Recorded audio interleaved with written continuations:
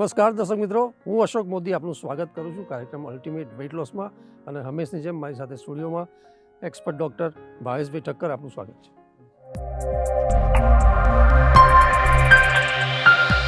Weight લોસના expert doctor Bhavesh Thakkar કે જેમને ઓબેસિટી વિષયનો અભ્યાસ 1998માં નડિયાદ ખાતે આવેલ JS આયુર્વેદિક કોલેજથી BMS કર્યા પછી પોતાના ક્લિનિકની શરૂઆત કરી હતી.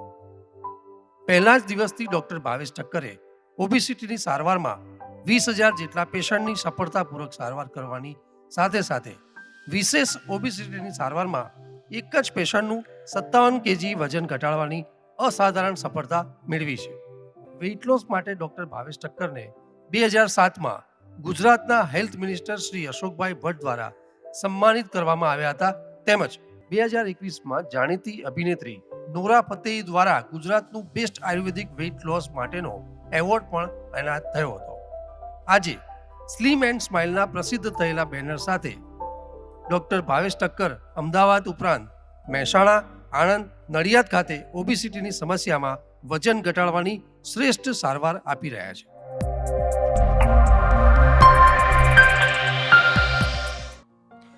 ભાવેશભાઈ, ખૂબ જ મોટા પ્રમાણમાં આપણને સવાલો મળતા હોય છે અને દર્શક મિત્રોના અલગ અલગ જે સવાલો હોય છે કે જે વજન ઘટાડવામાં, વજન વધારવાની બાબત છે, ક્યાંક ફેટ લોસની વાત છે, એમાં જે બાબતો શારીરિક ઇન્ટિરિયર એક્સટિરિયર જે સમસ્યાઓ થતી હોય છે, લાઈક જોઈન્ટ પેઇન છે, કોન્સ્ટિપેશન છે, કે પછી કોઈ આહાર લેવાની બાબત છે, તો આ બધી બાબતો એની સાથે સંકળાતી હોય છે અને સ્વાભાવિક બનતી હોય છે. લોકોના અલગ અલગ જે નેચર છે, પ્રકૃતિના, બોડીના, એમાં થતી હોય છે. ત્યારે આપણને સવાલો મળ્યા છે, એમાં આપણા ઘણા સવાલો છે. તો સવાલો એમાં લઈએ આપણે. એક પહેલો સવાલ છે, મારું નામ મોનાલી પટેલ છે અને મારું વજન વધારે છે. હું છેલ્લા 1 વર્ષથી ક્રશ ડાયટ કરું છું. મારું વજન પણ એમાં સારું ઘટ્યું પણ છે, પરંતુ હમણાં 2-3 મહિનાથી મને કાયમી કબજિયાત રહે છે અને 2-3 દિવસે એક જ વખત મને સ્ટૂલ પાસ કરવા જવું પડે છે. ત્યારે સ્ટૂલ એકદમ હાર્ડ પાસ થાય છે, તો મારે શું કરવું? ભાવેશભાઈ, આમાં એવું લાગે છે કે 2-3 સવાલ છે કે એક તો જે નવા લોકો છે અથવા તો જે દર્શક મિત્રો ક્રશ ડાયટમાં સમજવા માગતા હોય છે, ક્રશ ડાયટ શું છે, એ કેવી રીતે, અને આ જે કોન્સ્ટિપેશનની બાબત છે, જે પેટની સમસ્યા છે, તો એમાં જે સમસ્યા બની રહી છે એમાં આહારને લઈને કે બીજી અન્ય બાબતો શું કરવી જોઈએ? તો જ્યારે ક્રશ ડાયટ કરવામાં આવે અને એમાં વજન ઘટાડવામાં આવે ત્યારે આ કોન્સ્ટિપેશનનો પ્રોબ્લેમ ઘણા બધા પેશન્ટમાં જોવા મળતો હોય છે. ક્રશ ડાયટ એટલે શું કે તમે ખાવા પીવાનું બિલકુલ ઓછું કરી દો, જમવામાં ઘી તેલ બિલકુલ બંધ કરી દો, ફેટનો કોઈ પણ પ્રકારે ઉપયોગ ના કરો, એકદમ બાફેલું અથવા તો પછી ફ્રૂટ અને સલાડ ઉપર લો, એ ડાયટ કરવામાં આવે અને ક્રશ ડાયટ કહેવામાં આવે છે. હવે આની અંદર નોર્મલી જે લોકો સમજ્યા વગર આ રીતે ક્રશ ડાયટ કરતા હોય છે એમનું નો ડાઉટ વજન ઘટતું હોય છે, પણ વજનમાં મોટાભાગે વોટર લેવલ અને મસલ્સ ઘટતા હોય છે અને આ બધા પ્રોબ્લેમ ક્રિએટ થતા હોય છે. તો મોનાલીબેન, જે તમારે પ્રોબ્લેમ ક્રિએટ થયો છે ફક્ત ને ફક્ત તમારા ડાયટના કારણે જ છે. તો સૌ પહેલું તમારે જે કોન્સ્ટિપેશન થયું છે, કોન્સ્ટિપેશન કેમ થયું છે એ સમજવું જરૂરી છે. તો આપણી જે આંતરડાની અંદરની દિવાલ છે થોડીક લુબ્રિકેન્ટ હોવી જોઈએ. આપણે જે બી ખોરાક ખાઈએ છીએ એ આંતરડામાંથી ધીમે ધીમે આગળ વધે, જે વસ્તુની જરૂર હોય એ વસ્તુ એબ્સોર્બ થતી જાય અને સ્ટૂલ નોર્મલી પાસ થાય. હવે જ્યારે તમે એકદમ ક્રશ ડાયટ કરો છો, ખોરાકની અંદર ફેટ બિલકુલ ઓછી કરી દો છો, ત્યારે જે ઇન્ટેસ્ટાઇનની અંદરની ફ્લોરા હોય છે એ થોડીક ડ્રાય થઈ જાય છે. એટલે ખોરાક એકની એક જગ્યાએ વધારે પડ્યો રહે છે, એમાંથી લિક્વિડ વધારે ને વધારે એબ્સોર્બ થાય અને સ્ટૂલ હાર્ડ પાસ થઈ જાય. હવે એના કારણે તમને કોન્સ્ટિપેશન થાય છે. હવે આની અંદર તમે કોઈ પણ પેટ સાફ કરવાની દવા લો, એ ભલે આયુર્વેદિક હોય, પણ ઇન્ટેસ્ટાઇનની મૂવમેન્ટ વધારે છે. ઇન્ટેસ્ટાઇનની મૂવમેન્ટ વધે એટલે તમને ટેમ્પરરી કદાચ પેટ સાફ થઈ જાય, પણ ડ્રાયનેસ તો એની જ રહે છે. એટલે રોજે રોજ આ પ્રોબ્લેમ થાય છે. તો તમારે તમારું કોન્સ્ટિપેશન પરમેનન્ટ ક્લિયર કરવું હોય તો આપણી જે આંતરડાની અંદરની દિવાલ છે એ લુબ્રિકેન્ટ થાય એ રીતે કરવું જોઈએ. તો એના માટે સૌથી પહેલું તમે તમારા ખોરાકમાં ધીમે ધીમે જે ઘી તેલ છે એ સાવ બંધ ના કરો, એનો ઉપયોગ ચાલુ કરી દો. બીજું કે રોજ રાત્રે 10થી 15 દાણા કાળી સૂકી દ્રાક્ષના પલાળીને સવારમાં નરણા કોઠે ખાવાનું રાખો. એનાથી પણ આંતરડાની અંદરની દિવાલ લુબ્રિકેન્ટ થાય છે. બીજું, રાત્રે સૂતા પહેલાં 1 વાટકી ગરમ દૂધ લો, એની અંદર 1 ચમચી ઘી નાખી બરાબર હલાવી અને પી જવાનું. આ રીતે તમે 15-20 દિવસ કરશો એટલે ધીમે ધીમે તમારું કોન્સ્ટિપેશન ક્લિયર થઈ જશે અને કોન્સ્ટિપેશન ક્લિયર થશે પછી તમારું વજન પણ સારી રીતે ઘટશે. બિલકુલ. ભાવેશભાઈ, તમે ખૂબ જ સુંદર વાત કરી અને આઈ થિંક જે મોનાલીબેન પટેલ છે એમનો જવાબ મળી ગયો. મોરેઓવર કે જે લોકોને આવા સવાલો હતા એ લોકોને પણ ક્યાંક માહિતી મળી ગઈ. દર્શક મિત્રો, અન્ય જે સવાલો છે આજે વેઇટ લોસમાં અમે વાત કરી રહ્યા છીએ કે જે આપના વજન ઘટાડવાની જે પ્રોસેસ છે દરમિયાન જે આપના સમસ્યાઓ થતી હોય છે અને અમને લગાતાર મળી રહી છે, અને એમાં અમે કોમન સવાલોમાંથી એક સવાલ લઈ અને એ બધાના અમે સમાધાન કરી રહ્યા છીએ. ત્યારે ભાવેશભાઈ, અન્ય જે કોમન સવાલો છે એમાં કેટલીક મેન્ટાલિટી, માનસિકતા લોકોને છે કે ભાઈ શરીરમાં જે બોડીમાં ફેટ છે વધારે એ તોડવું છે, આ કરવું તો વધારે મને ડાયરિયા, ઝાડા થઈ જાય તો ફેટ નીકળી જાય, એટલે આ બધી માન્યતા હોય છે. તો એવા સવાલો પણ છે અને લોકો એમાં ઘણા બધા સવાલ કર્યા છે કે ભાઈ આવું શું હોય છે. એક કનૈયાલાલ પરમાર છે, ઉંમર એમની 58 વર્ષ છે, વજન 105 છે. એમને સવાલ કર્યો છે કે મને કોઈએ કહ્યું કે વજન ઘટાડવા માટે ઝાડા કરવાની દવા લેવી જોઈએ, ઝાડા થવાથી ફેટ ઝાડા માટે બહાર નીકળી જાય, તો શું એ સાચું છે? બિલકુલ ખોટું છે. ઘણા લોકો એવું સમજતા હોય છે કે હું ડાયરિયા કરવાની દવા લઈ લઉં, મારા દિવસમાં 5-7 વખત સ્ટૂલ પાસ થશે એટલે એની જોડે મારી ફેટ પણ બહાર નીકળી જશે. પણ ફેટ ક્યારેય આ રીતે બહાર નીકળતી નથી. ફેટ ફક્ત ને ફક્ત એનર્જી દ્વારા એનો યુઝ થાય અને એ જ રીતે ક્લિયર થતી હોય છે. પણ આયુર્વેદમાં એક વિરેચન કર્મ કહેલું છે કે જેના કારણે આ લોકોને બધાને મિસગાઈડ થતી હોય છે કે આયુર્વેદમાં વજન ઘટાડવા માટે પંચકર્મમાં જે વિરેચન છે અથવા ડિટોક્સ જે પ્રોગ્રામ છે એ કરવાથી કે વજન ઘટતું હોય છે. પણ આયુર્વેદની થિયરી અને આ થિયરી ઘણી બધી અલગ છે. આયુર્વેદનું જે વિરેચન કર્મ કરવામાં આવે છે, જે ડિટોક્સ પ્રોગ્રામ કરવામાં આવે છે, એમાં કેવું હોય છે કે શરૂઆતમાં તમારે ડાયટ ફોલો કરવાનું હોય છે આયુર્વેદ પ્રમાણે. થોડા પ્રમાણમાં જે વનસ્પતિઓથી સાધિત કરેલું ઘી હોય છે થોડા પ્રમાણમાં પીવાનું હોય છે. આવું 15-20 દિવસ કરવામાં આવે પછી એક દિવસ તમને ડાયરિયા કરવા માટેની દવા આપવામાં આવે છે અને એના કારણે તમારું બોડી ડિટોક્સ થઈ જાય છે. બોડી ડિટોક્સ થાય પછી તમે ડાયટ અને એક્સરસાઇઝ કરો તો વજન તમારું પ્રોપર ઘટતું હોય છે. પણ એ જે આ ડાયરિયા થાય છે એ સાયન્ટિફિક રીતે કોઈપણ ડૉક્ટરની દેખરેખ નીચે થતા હોય છે અને એ પણ એક જ દિવસ થતા હોય છે. વારંવાર ડાયરિયા કરવાની, રોજ ડાયરિયા કરવાની જે દવા લેવામાં આવે છે એ પ્રોપર વસ્તુ છે જ નહીં. એની અંદર તો તમારા બોડીમાંથી વિટામિન્સની ડેફિશિયન્સી થવા માંડે છે, કેટલાક મિનરલ્સની ડેફિશિયન્સી થવા માંડે છે અને આગળ જતાં બધા પ્રોબ્લેમ ક્રિએટ થાય છે. એટલે ક્યારેય તમે ડાયરિયા કરવાની દવા ના લેશો. હા, તમે કોઈ પણ આયુર્વેદિક ડૉક્ટર પાસે વિરેચન કર્મ કરાવો, એ પછી તમે પ્રોપર ડાયટ અને એક્સરસાઇઝ કરો તો તમારું વજન જલ્દી ઘટશે.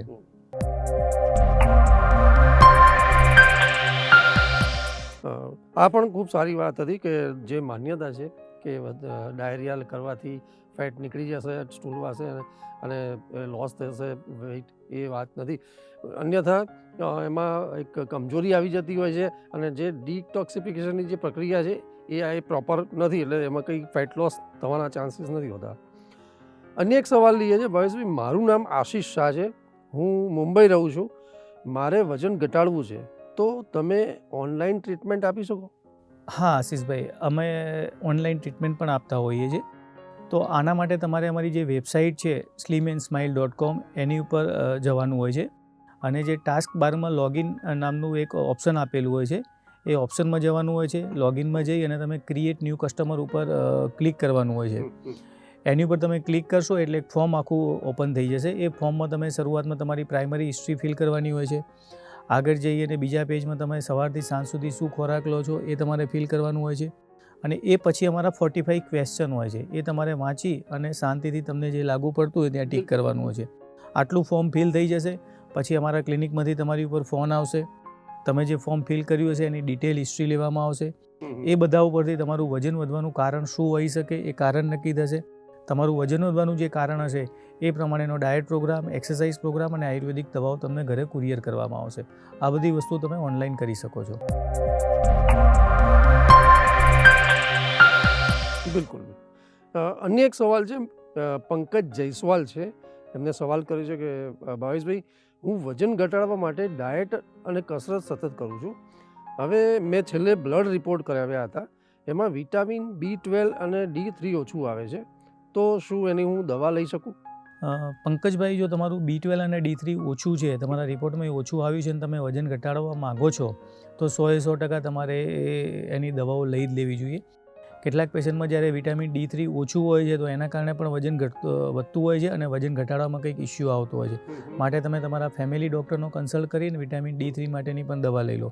બીજું કે વિટામિન B12 જ્યારે ઓછું થાય છે બોડીમાં ત્યારે તમને સખત થાક લાગતો હોય છે.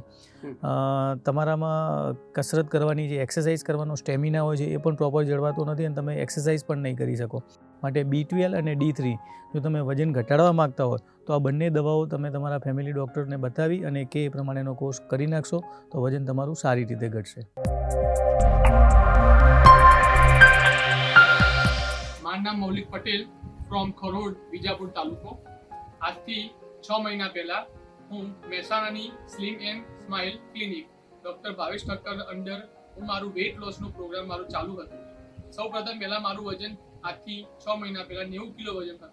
અત્યારે મારું વજન મેં છેલ્લા 4 મહિનામાં 22 કિલો વજન મારું ઉતારી દીધું છે અને એ પણ ડૉક્ટર ભાવેશ ઠક્કરે આપેલા ડાયટ પ્લાન પ્રમાણે અને એમની એક્સરસાઇઝ પ્રમાણે. એ સ્લિમ એન્ડ સ્માઇલ ક્લિનિકમાં જવાથી મને ઘણો બધો ફાયદો થયો છે, જેની કોઈ સાઇડ ઇફેક્ટ નથી. હું નોર્મલ ડાયટ પ્રમાણે ભરતો હતો, અત્યારે હું એકદમ સારી એવી લાઈફ જીવી રહ્યો છું. છેલ્લા 1 વર્ષથી મેં આ વજન મારું મેન્ટેન કર્યું છે. હાલ પણ મારું વજન 67 કિલો જ છે. So thank you doctor Bhavesh Thakkar.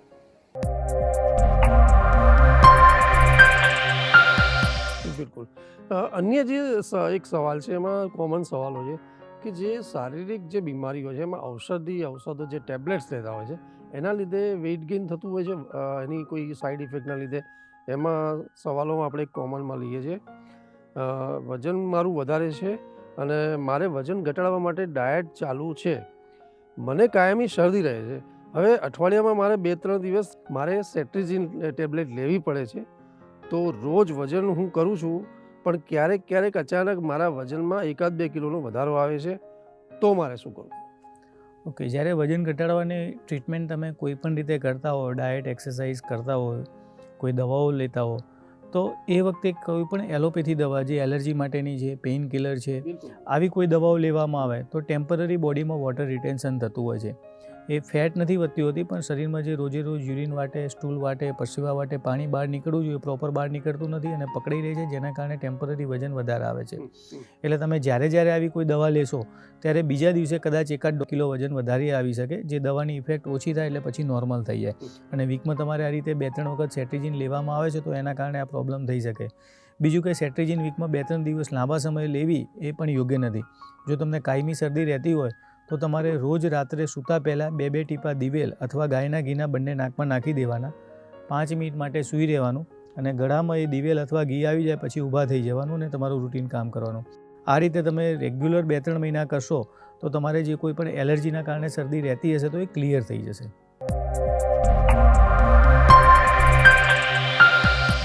બિલકુલ. આઈ થિંક આ છે નાનો સવાલ, નાનો પ્રોબ્લેમ, પણ આ એક શરદી બહુ હેક્ટિક હોય છે.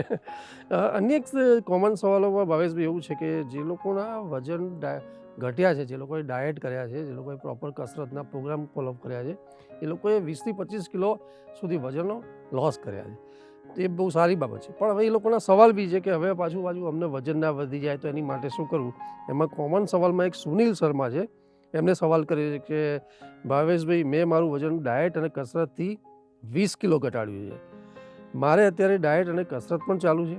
હવે મારે મારું વજન ફરીથી ના વધે એ માટે રિવર્સ ડાયટ કરવું હોય તો કેવી રીતે કરવું જોઈએ? સૌ પહેલાં તો સુનિલભાઈ તમને કોંગ્રેચ્યુલેશન, તમે આટલું સરસ વજન ઘટાડ્યું છે. બીજું કે જેટલા પણ પેશન્ટ આખા વર્લ્ડમાં વજન ઘટાડે છે એમાંથી લગભગ 70-80% વજન પાછળથી વધી જતા હોય છે. એટલે તમારો સરસ સવાલ છે કે તમારે રિવર્સ ડાયટ કરવો જોઈએ.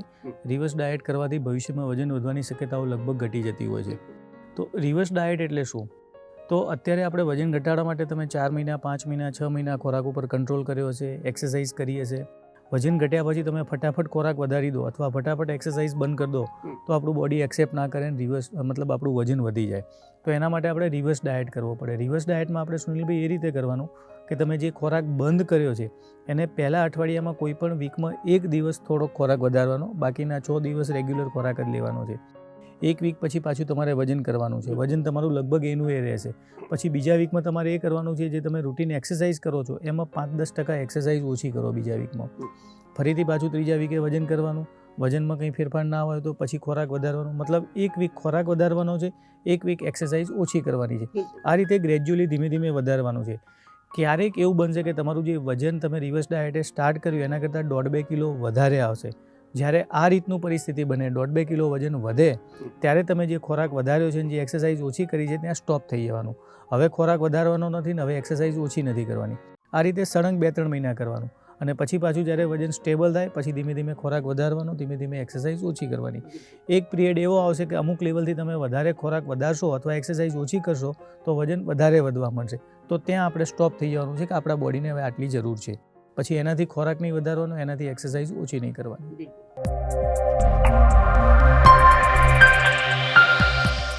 ભાવેશભાઈ, હવે જે આપણે જે સ્ટ્રેસ, જે વજન વધવાની અલગ અલગ જે સમસ્યામાં કારણો જવાબદાર છે, એમાં સ્ટ્રેસ, માનસિક રોગો પણ એક જવાબદાર છે.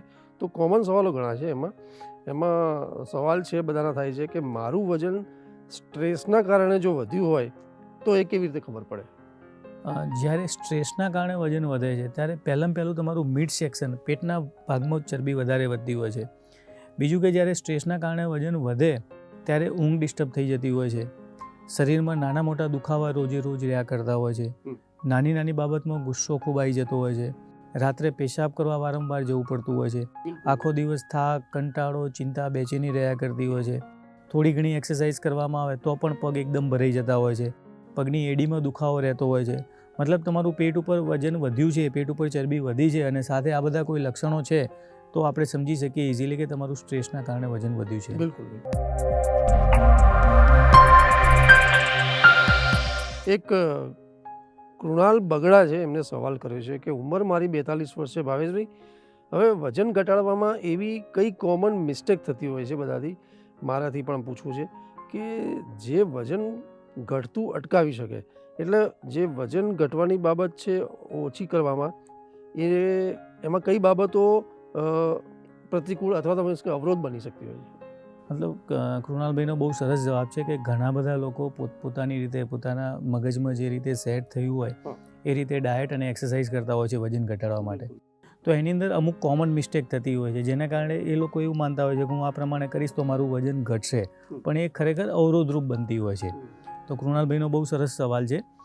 તો એમાં સૌથી પહેલું કે વજન ઘટાડવા માટે જ્યારે તમે ખોરાકમાં ઘી તેલ બિલકુલ બંધ કરી દો, ઘણા લોકો વજન ઘટાડવા માટે ખોરાકમાં ઘી તેલ બિલકુલ બંધ કરી દેતા હોય છે, જેના કારણે પણ થોડા સમય પછી તમારું વજન ઘટવાની પ્રોસેસ અટકી જતી હોય છે. જ્યારે વધારે પડતો ક્રશ ડાયટ કરવામાં આવે, મતલબ વધારે પડતા ભૂખ્યા રહેવામાં આવે, એકટાણા કરવામાં આવે, ચતુર્માસ કરવામાં આવે, ત્યારે પણ આપણું વજન ઘટતું અટકી શકે છે. વધારે પડતી એક્સરસાઇઝ કરવામાં આવે, મતલબ 2, 3, 4 કલાક જેટલી વધારે પડતી કસરત કરવામાં આવે તો પણ આ બધા પ્રોબ્લેમ થતા હોય છે.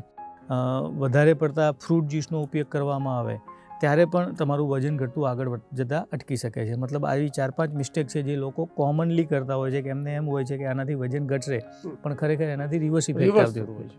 બિલકુલ બિલકુલ, ખૂબ સુંદર. મારું વજન વધારે છે, એ વિવર્સે પોતાનું નામ નથી કીધું પણ એમને સવાલ કર્યો છે.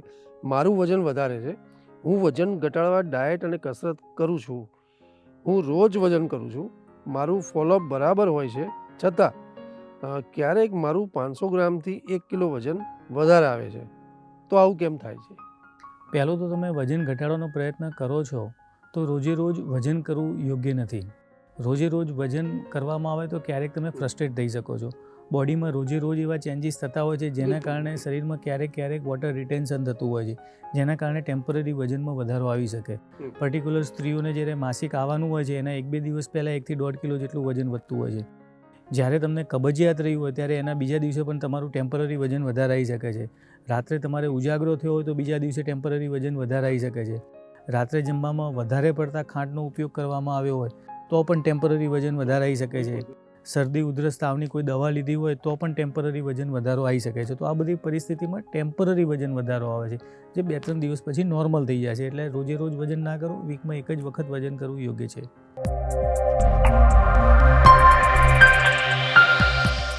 બિલકુલ ભાવેશભાઈ, અને કોમન સવાલોમાં એક બહુ ખૂબ જ મહત્ત્વનો અને ખૂબ જ ઇન્ટરેસ્ટિંગ સવાલ આવે છે કે વજન ઘટાડવાની શરૂઆત જે કરવી અથવા તો કઈ ઋતુમાં વધારે અસરકારક એ બની રહે એવી બાબત છે. તો એમાં એક કોમન સવાલોમાં જીજ્ઞા જનસારી છે, એમને સવાલ કર્યો છે કે શિયાળા, ઉનાળા, ચોમાસામાં આ 3 ઋતુમાંથી કઈ ઋતુમાં વજન ઘટાડવું સારું રહે અથવા તો એ અસરકારક બની શકે, તો કઈ ઋતુમાં વજન જલ્દી ઘટે? બહુ સરસ સવાલ છે જિજ્ઞાબેનનો. જનરલી અમારો જે 25 વર્ષનો અનુભવ છે એ પ્રમાણે શિયાળામાં કમ્પેરેટિવલી ઉનાળા અને ચોમાસા કરતાં વજન ઘટવાનો ગ્રાફ થોડોક ઓછો રહેતો હોય છે. શિયાળામાં વજન થોડુંક ઓછું ઘટે ઉનાળા અને ચોમાસા કરતાં. કારણ કે શિયાળામાં આયુર્વેદમાં પણ કહ્યું છે કે શિયાળાની અંદર પૃથ્વી અને સૂર્યમાંથી આપણને બળ મળે છે, આપણા શરીરને બળ પ્રાપ્ત થાય છે, જેના કારણે આપણે બીજા 6 મહિના ચલાવી શકીએ છીએ. બીજું કે શિયાળાની અંદર ભૂખ આપણને વધારે લાગતી હોય છે, એટલે જનરલી બધા જ વ્યક્તિનો ખોરાક થોડોક શિયાળામાં વધી જતો હોય છે. એટલે આવા સમયે ભૂખ્યા રહેવાનું પણ થોડુંક પ્રોબ્લેમેટિક ઊભો થતો હોય છે, પ્રોબ્લેમ ઊભો થતો હોય છે. બીજું શિયાળાની અંદર આળસ વધારે પ્રમાણમાં રહેતી હોય છે, એટલે એ સમયમાં તમે એક્સરસાઇઝ પણ જે પ્રોપરલી કરવી જોઈએ એ નથી કરી શકતા. એટલે અને અમારા અનુભવ પ્રમાણે પણ શિયાળામાં જનરલી વજન ઓછું ઘટતું હોય છે, ઉનાળા અને ચોમાસામાં વજન સારી રીતે ઘટે છે.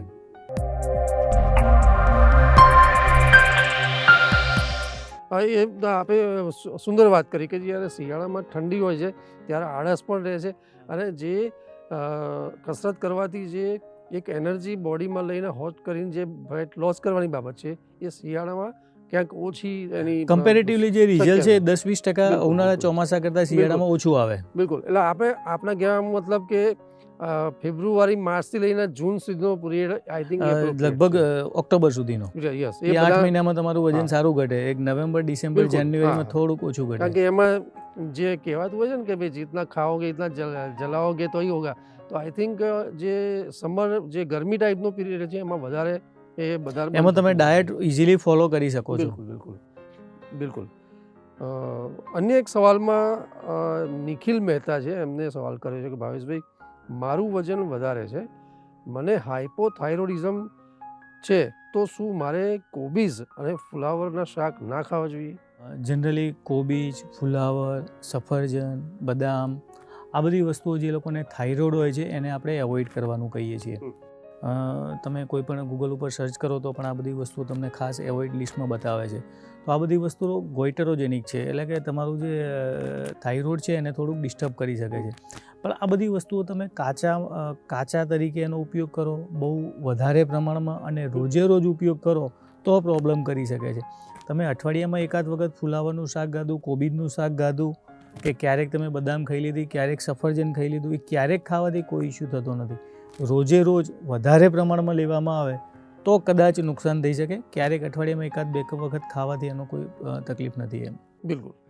ભાવેશભાઈ, આપનો ખૂબ ખૂબ આભાર અને ધન્યવાદ કે આજના એપિસોડમાં આપણે જે આપણી પાસે કોમન સવાલો મળ્યા હતા દર્શક મિત્રોના, કે જે વેટ લોસમાં જ્યારે કોઈ જે શારીરિક બાબતો બનતી હોય છે, એક્સટિરિયર ઇન્ટિરિયર આહારની કેટલીક બાબતો હતી, તો એમાં જે કન્ફ્યુઝન્સ લોકોના હતા એમાં એ લોકોને ખૂબ સારા માર્ગદર્શન મળી ગયા, અને કોમન સવાલોમાં જે લોકોએ કર્યા હતા એ લોકોના કદાચ બધાને અમે નામ સાથે સવાલ ના લઈ શક્યા હોય, પણ આજે જે ચર્ચા કરી છે ભાવેશભાઈ સાથે એ ખૂબ જ વિસ્તારથી, જેમાં આપણા પ્રશ્નોનું સમાધાન પણ ક્યાંક ને ક્યાંક મળી જાય છે. દર્શક મિત્રો, અન્ય પણ આપણા ઘણા બધા સવાલો છે ભાવેશભાઈ, પણ કાર્યક્રમમાં સમયની મર્યાદા છે અને કાર્યક્રમ સમાપન કરવાનું સિગ્નલ પણ મળી ગયું. તો હવે બાકી રહેલા સવાલો નેક્સ્ટ એપિસોડમાં આપણે કેરી ફોરવર્ડ કરીશું. ત્યારે નમસ્કાર, આભાર.